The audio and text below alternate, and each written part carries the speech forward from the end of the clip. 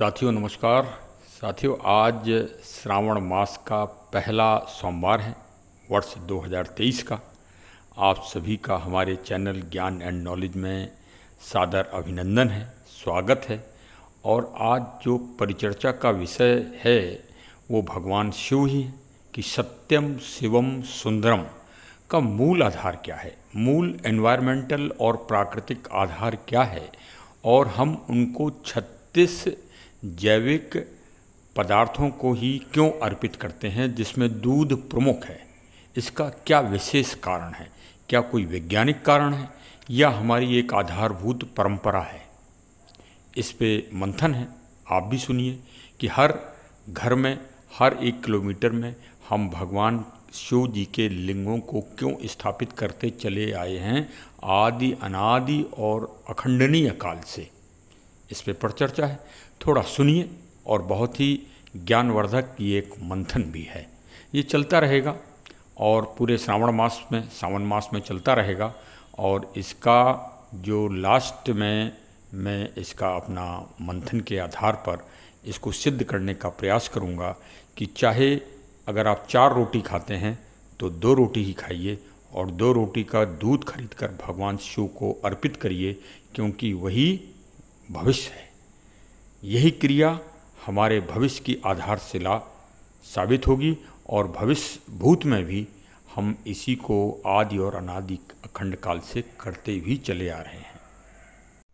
आज के प्रसंग में तो वही चर्चा है जो कई सालों से चली आ रही है कि भगवान शिव को दूध क्यों अर्पित किया जाता है। इस पे कई भाष्य हैं, शिव पुराण भी है और भी बहुत सारे विचारकों ने, आचार्यों ने अपने अपने मत दिए हैं।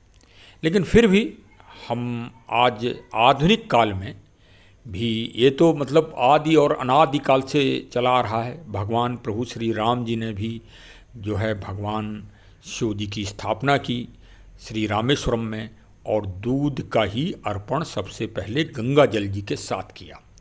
गंगा जल को दूध के साथ मिश्रित किया गया और फिर भगवान शिव की पूजा की प्रभु श्री राम जी ने।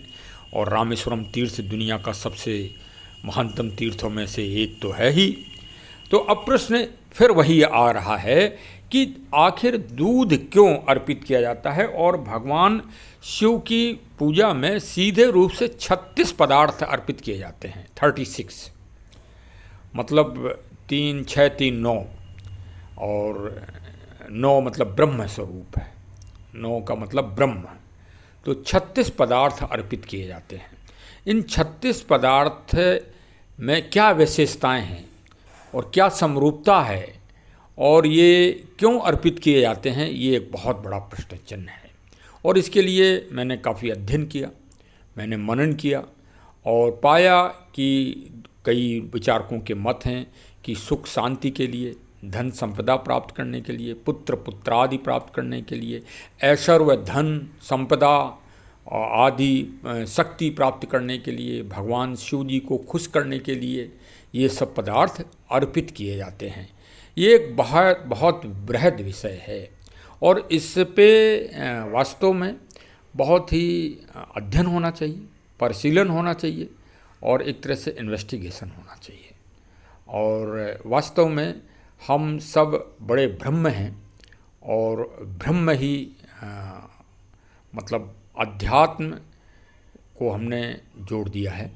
यद्यपि ये पदार्थ चढ़ना तो उतना ही सत्य है जितना भगवान शिव हैं, ये उतना ही आवश्यक है, पूरी दुनिया के लिए आवश्यक है। ये सिर्फ सनातन हिंदू या भारतीयों के लिए ही नहीं, ये आगे जो जलवायु और प्रकृति परिवर्तन की जो महान भीषण समस्या दुनिया के सामने आ रही है उसका यही हल है। और कोई हल दुनिया को दिखाई नहीं देगा अभी कुछ दिनों के बाद। और थोड़ा समय निकलने तो दो, बर्फ़ों को और पिघलने दो, समुद्र का पानी और बढ़ने दो, पेड़ों को और कटने दो, फिर इसके बाद तब आपको भगवान शिव का यथार्थ स्वरूप इस ब्रह्मांड में दिखाई पड़ेगा। इस महत्वपूर्ण प्रसंग को मैं अपने ब्लॉग में इसलिए चर्चा कर रहा हूँ कि जो हमारा चिंतन है और जो हमारा मंथन है उससे ये स्पष्ट है कि शायद बुद्धिमान तार्किक मानव अभी तक इन भारतीयों सनातनियों की इस वैज्ञानिक अवस्था को समझने में अक्षम है और समझने का प्रयास ही नहीं किया। वास्तव में ये एक बहुत ही गूढ़ विषय है और गूढ़ वैज्ञानिक विषय है कि जितना विज्ञान अणुबम को बनाने में लगता होगा उतना ही विज्ञान इस क्रिया में छिपा हुआ है। इस बार श्रावण मास में पुरुषोत्तम मास शामिल है, तो 2 माह का ये श्रावण मास माना जा रहा है। हम समय समय पर भगवान शिव जी को 36 जो तत्व अर्पित किए जाते हैं उनका विवेचन करेंगे और उनका मंथन करेंगे और प्रत्येक चीज़ का निष्कर्ष निकालने का प्रयास करेंगे कि ये 36 जैविक पदार्थ जो प्रकृति से ओतप्रोत हैं या प्रकृति के तत्व हैं, ये भगवान शिव को ये सब एक ही उद्देश्य के साथ समाहित किए जाते हैं। वो वास्तव में उद्देश्य की गूढ़ता क्या है और उसमें क्या विज्ञान छिपा हुआ है, इसको हम जानने का प्रयास करेंगे। आप हमारे चैनल से अवश्य जुड़िए और इस पर चर्चा में भाग लीजिए और कमेंट के द्वारा अपने भी विचार रखिए, जिससे ये एक बहुत अधिक चिंतन हो सके और इस पर एक बहुत अच्छा दृष्टिकोण भी दुनिया के सामने आ सके और वो रहस्य खुल सके कि वास्तव में ये भारतीय आदि और अनादि काल से भगवान शिव के इस क्रिया को क्यों करते हैं, क्यों दूध अर्पित करते हैं, क्यों चंदन अर्पित करते हैं, क्यों विभिन्न प्रकार के फूल, सुगंधित फूल अर्पित करते हैं, आदि जो तत्व हैं।